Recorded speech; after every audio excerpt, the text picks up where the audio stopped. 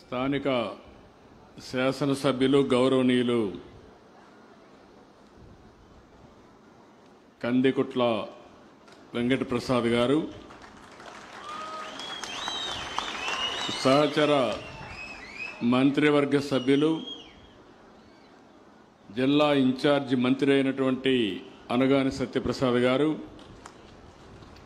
BC సంక్షేమ శాఖ మంత్రి శ్రీమతి సబిత గారు, స్థానిక పార్లమెంట్ సభ్యులు గౌరవనీయులు శ్రీ పార్సారథి గారు, ఈరోజు వేదిక పైన మార్గదర్శి మన్సూర్ గారు, బంగారు కుటుంబం మహేశ్వరి గారు, అదే మరి పెన్షన్దారులు కూడా వెంకటనారాయణ గారు, దేవర్ల చైతన్య గారు, వెంకట సుబ్బారెడ్డి గారు, నారాయణమ్మ గారు, జిల్లా కలెక్టర్ గారు, ఈరోజు నేను ఇక్కడికి వచ్చినప్పుడు అఖండ స్వాగతం పలికిన సోదరి సోదరమండలందరికీ మరొక్కసారి నా నమస్కారాలు, అభినందనలు, శుభాభినందనలు.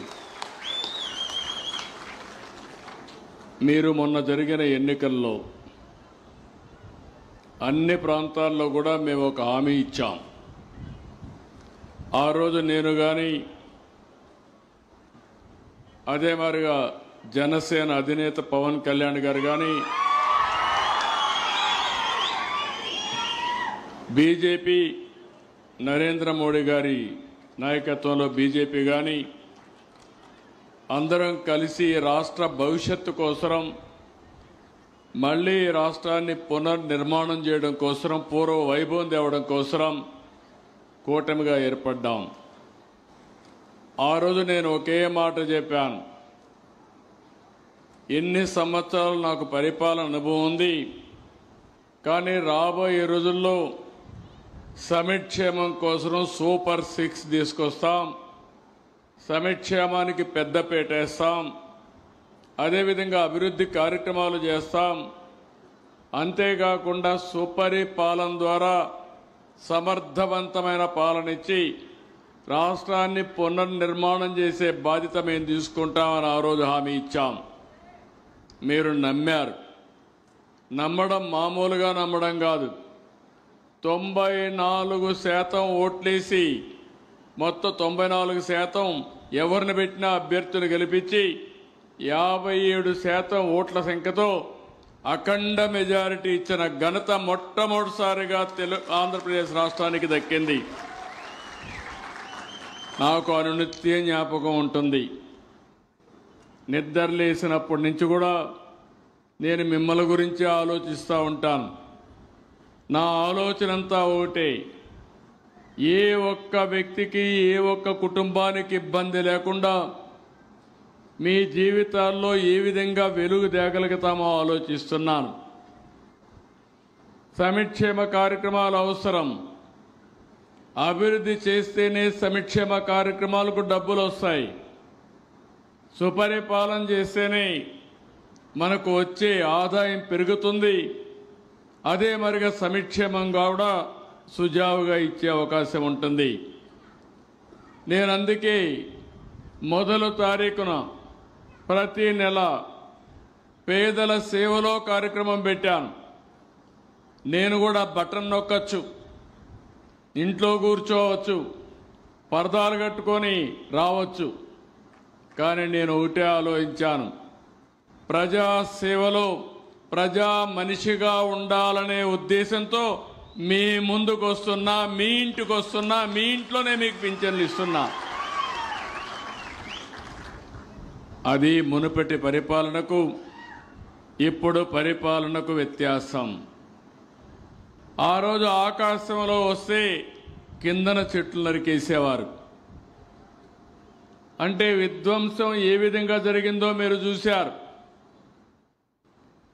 ఈరోజు రాయలసీమలో మన అవి కూడా వస్తాను.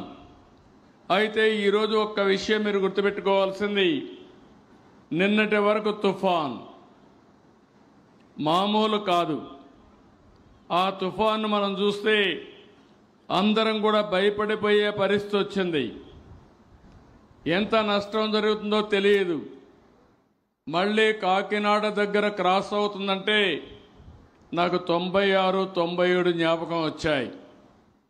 అంత పెద్ద పెను తుఫాన్ వచ్చినప్పుడు టెక్నాలజీని కూడా చాలా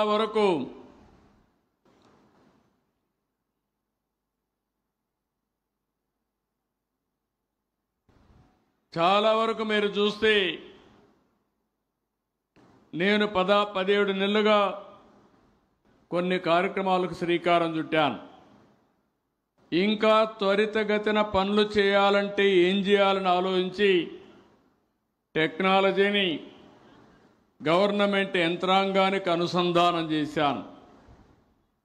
ఈరోజు మీరు చూస్తున్నారు, ఒకప్పుడు ఆనాటి పాలకులు చెప్పారు పెన్షన్లు ఇవ్వడానికి 2,55,000 మంది 2,62,000 మందిని వాలంటీర్లు పెట్టామని ఒక పెన్షన్ ఇవ్వడానికి.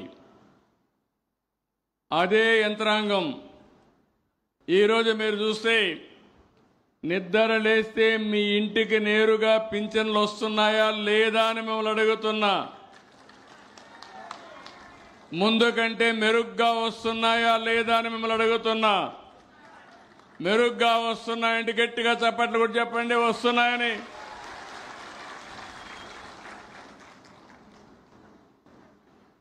ఎక్కడ పింఛన్ ఇచ్చారో మా కంప్యూటర్లో ఆటోమేటిక్గా వచ్చేస్తుంది. ఏ టైంలో ఏ వ్యక్తికి ఏ స్పాట్లో ఇచ్చారో నేరుగా వస్తుంది.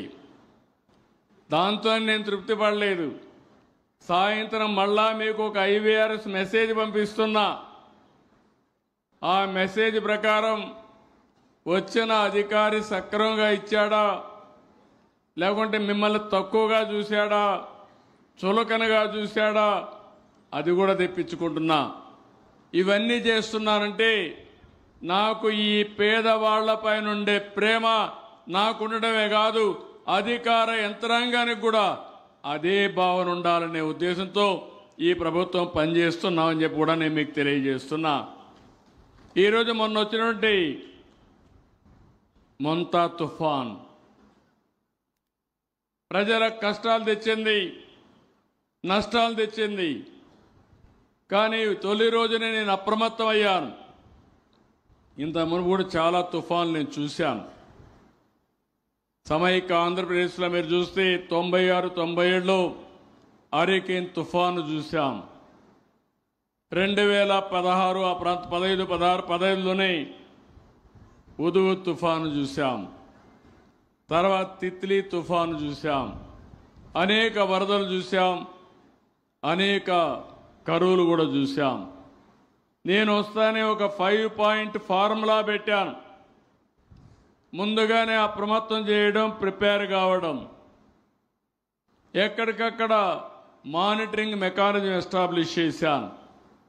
ఎక్కడ ఏం జరుగుతుందో ఎప్పటికప్పుడు అప్రమత్తం చేయడానికి అలర్ట్స్ మెకానిజం పెట్టాను.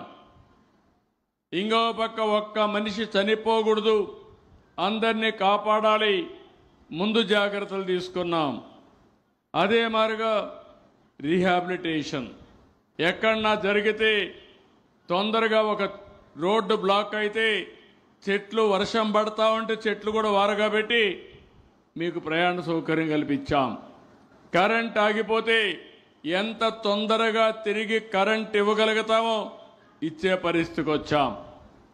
ఇవన్నీ చేసిన తర్వాత ఈరోజు మళ్ళా మీరు ఒకసారి ఆలోచిస్తే నష్టపోయిన రైతాంగానికి, నష్టపోయిన ప్రతి ఒక్కరికి మళ్ళీ న్యాయం చేయడం కోసం 5 రోజుల్లో ఏ విధంగా ఆర్థిక సహాయం చేయాలి, కడాన పంటల్లో పంట పొలాల్లో నీళ్లుంటే ఆ నీళ్లు కూడా తీసేయడానికి ప్రత్యేకమైన శ్రద్ధ పెట్టి ఎక్కడ పంట కుళ్ళిపోకుండా అన్ని జాగ్రత్తలు తీసుకున్నాం.